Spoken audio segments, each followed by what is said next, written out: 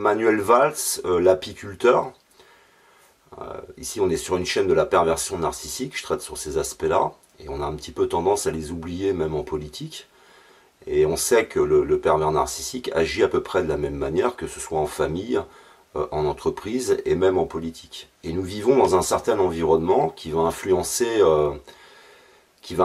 la société tout entière. Et parfois, on ne s'en rend pas compte.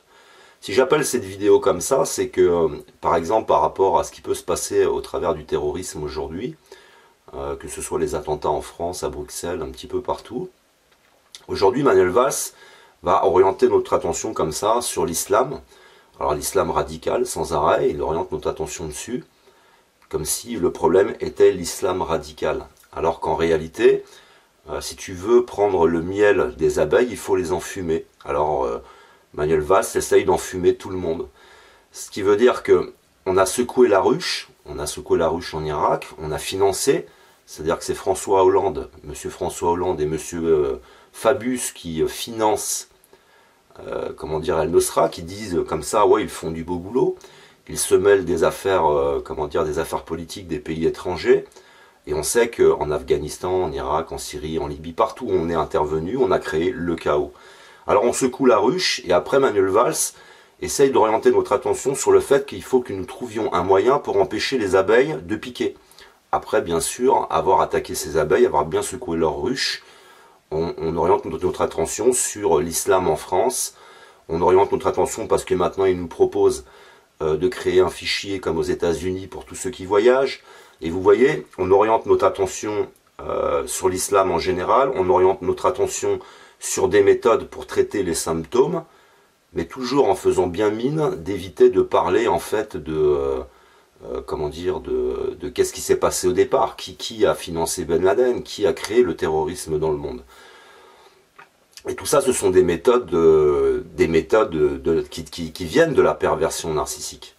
Et donc ces messages qui nous sont envoyés au travers de la presse, qui viennent nous enfumer comme ça en permanence, il faut bien comprendre que nous vivons dans un milieu de perversion narcissique.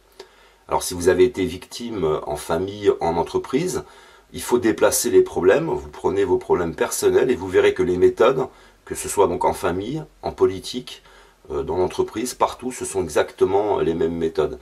Si aujourd'hui on nous parle, par exemple les psychologues crient alerte parce qu'il y a une explosion de ce phénomène dans le milieu professionnel, mais ces personnes qui sont dans le milieu professionnel sont aussi dans la famille, elles sont aussi en politique. Et on est complètement manipulé en permanence par un système politique qui fait se développer, qui permet que la perversion narcissique puisse autant se développer dans notre société. Donc on est dans un modèle très manipulateur, très utilisateur des autres, on nous utilise, on nous ment, et en fin de compte, après on se demande pourquoi on se sent perdu quand on a affaire individuellement à ce type de personnage, donc que ce soit en famille ou dans l'entreprise, on le voit bien hein, au niveau de vos témoignages dans les commentaires, quand vous avez affaire à la justice, elle est complètement paumée par rapport à ça, mais parce que c'est en politique, c'est une façon de penser qui est véhiculée au travers, en réalité, qui est véhiculée au travers des médias. C'est-à-dire que c'est un mode de pensée. Et on commence à tous penser d'une certaine façon. Ça s'installe aussi au travers de la politique. Donc on a là aujourd'hui affaire pour moi à un schéma et un exemple qui est pour ma part extraordinaire, c'est de regarder l'agissement politique, à quel point ils essayent de nous enfumer pour piquer le miel d'autres pays, quoi. Et vous voyez bien que vous avez Barack Obama qui dit nous devons nous réunir tous ensemble, alors que c'est l'intention initiale des États-Unis de tous nous réunir autour d'eux pour qu'ils puissent prendre le contrôle complet de ce système dans lequel on vit. Et on est tous complètement enfumés, manipulés. Il faut savoir que par rapport à tous ces événements, le frein c'est le peuple. Aujourd'hui, si vous regardez, il y a 2-3 milliards de personnes qui ont une connexion Internet sur un très grand nombre de milliards. Et ça fait très peu de personnes, puisque dans tous ceux qui utilisent Internet, il y a très peu de personnes en réalité qui s'informent au travers d'Internet. Donc il n'y a rien non plus pour empêcher cette dégradation qui est là, qui est lente, qui est progressive, et qui va par forme d'explosion comme ça, exploser, et cette déchéance, cet anéantissement, cet effondrement psychique dans lequel nous sommes, nous le voyons au travers de nos attitudes personnelles, puisque vous avez par exemple une explosion du chômage, une explosion des maladies sexuellement transmissibles, vous avez toutes sortes de choses qui sont en train d'apparaître là en ce moment. Par exemple, pour les maladies sexuellement transmissibles, c'est une explosion qui est à plus de 110%. On voit que l'Occident ne fait plus d'enfants. Et derrière tout ça, il y a tout un tas de phénomènes qui viennent de notre modèle, qui viennent de notre modèle économique, notre façon de penser. Par exemple, si vous avez Internet, ça vous permet de réduire la distance entre vous et les autres. C'est une distance virtuelle, mais ça augmente la distance physique entre chacun d'entre nous. C'est-à-dire que je sais que ce n'est pas valable pour tout le monde, mais on entre de plus en plus dans un très grand individualisme. Vous savez, c'est un petit peu comme si vous donniez de l'argent à des abeilles, elles se mettraient à réfléchir un peu plus de matière grise. Vous mettez un système monétaire dans une ruche, vous verriez le bordel que ça mettrait dans la ruche si chaque abeille devenait très individualiste, chacune avec son alvéole, chacune va chercher son miel, plus personne ne protège la reine, et puis vous verriez comme ça les choses complètement se dégrader dans la ruche.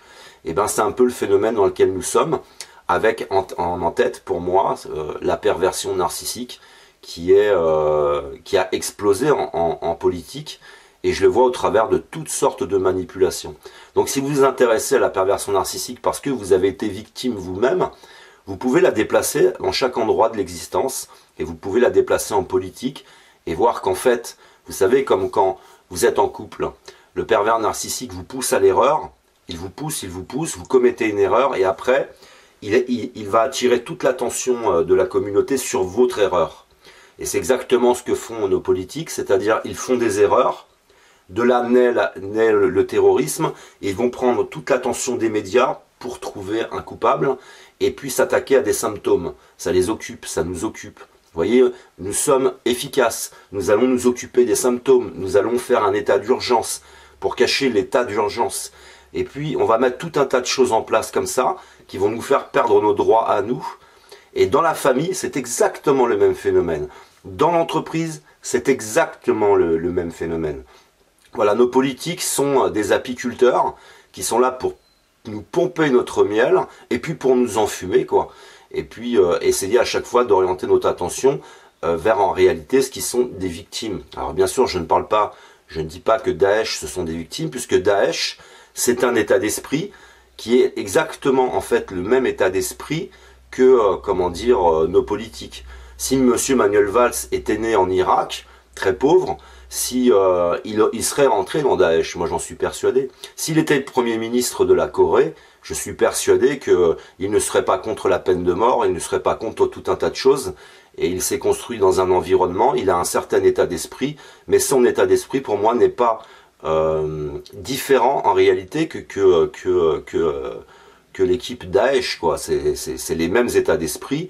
C'est des manipulateurs, des menteurs, ce sont des personnes qui sont dans l'utilisation de méthodes qui sont aussi dégueulasses, parce que pour moi, financer Al-Nosra, donner des armes à Al-Nosra, c'est un petit peu comme si on donnait des armes à la Corse, on règle pas les problèmes comme ça, et après on nous manipule, on nous enfume, etc. Et vous voyez que les états d'esprit, ce sont les mêmes, parce que tu donnes de l'argent et des armes, tu tues des gens en donnant de l'argent et des armes. Si tu le fais, tu es un assassin potentiel. Tu es un assassin potentiel quand tu donnes des armes. Alors que tu les donnes ou que tu tues toi-même quelqu'un, ça ne change absolument rien pour moi. Pour moi, ce sont des terroristes politiques qui combattent des terroristes venus d'un autre pays où on a secoué la ruche. Puisqu'on sait bien que Daesh a été financé au départ pour déstabiliser des régimes politiques. Donc tout ça est une immense hypocrisie, et nous vivons, nous, au milieu de cette hypocrisie. Il faut savoir que donc, qui influence notre éducation nationale, ce sont les mêmes, qui influencent notre mode de vie en général, ce sont eux. Et donc nous vivons au milieu de la perversion narcissique. Et c'est ce que les religieux appellent l'antéchrist, par exemple. C'est un état d'esprit, individualisme, matérialisme, manipulateur, etc., etc. Donc voilà, c'était ma petite parenthèse pour bien comprendre que s'il y a une explosion de la perversion narcissique aujourd'hui dans notre société, ce n'est pas un hasard. Ce n'est pas, c'est ce qui peut nous influencer au quotidien et qui vient d'au-dessus.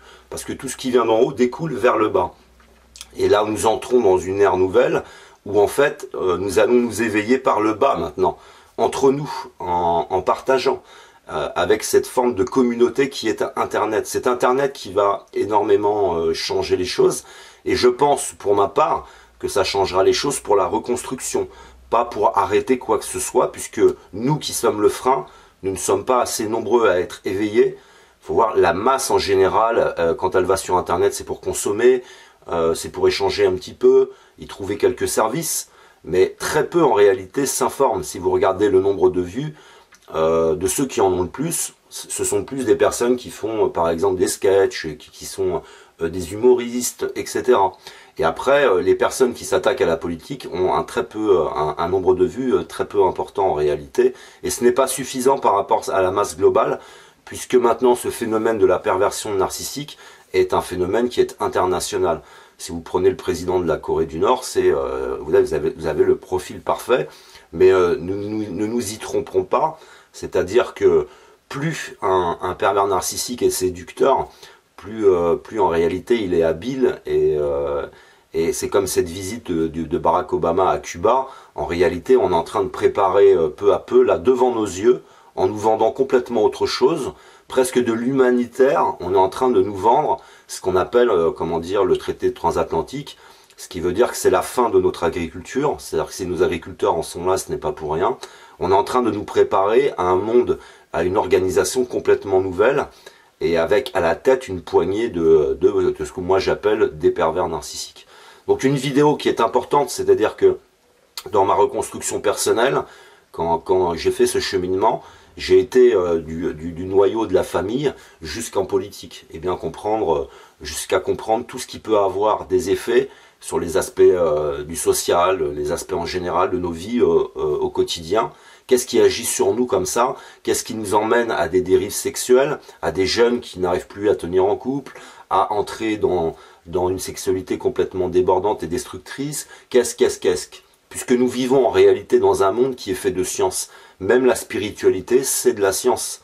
C'est-à-dire que quand nous ne sommes pas capables de répondre scientifiquement à quelque chose, nous y mettons un peu d'ésotérisme, de magie, de la superstition, nous y mettons tout un tas de choses, alors qu'en réalité, tout ça est de la science, et tout ce qui nous arrive aujourd'hui a une source, a une explication, et cette explication est parfaitement scientifique. C'est pas du vent, du baratin, c'est pas en s'attaquant aux mosquées salafistes, etc., que ça va arrêter le terrorisme. Il faut arrêter de secouer la ruche, il faut arrêter de nous enfumer, et il faut arrêter de vouloir piquer le miel des autres, quoi. Voilà, je vous aime, que l'amour soit avec vous, et à une prochaine vidéo. L'Arabie Saoudite.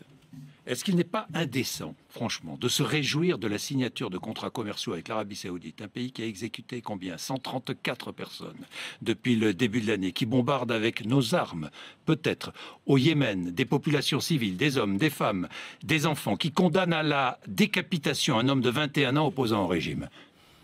Franchement. Indécent de se battre pour notre économie, pour nos industries, pour nos emplois, et pas seulement avec l'Arabie Saoudite alors.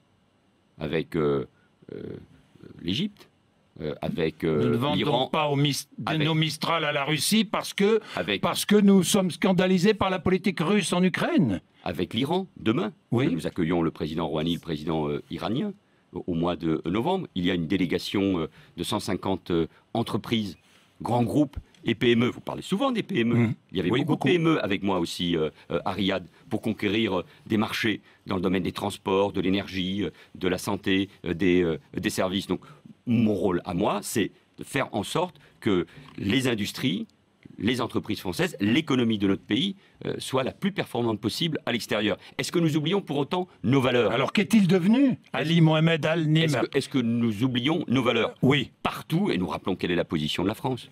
Nous sommes contre la peine de mort. Et nous avons demandé vis-à-vis de ce jeune garçon, oui, un geste de clémence aux autorités. Où en est-on? Vous avez une réponse? Nous n'avons pas eu de réponse. Nous n'avons pas eu de réponse.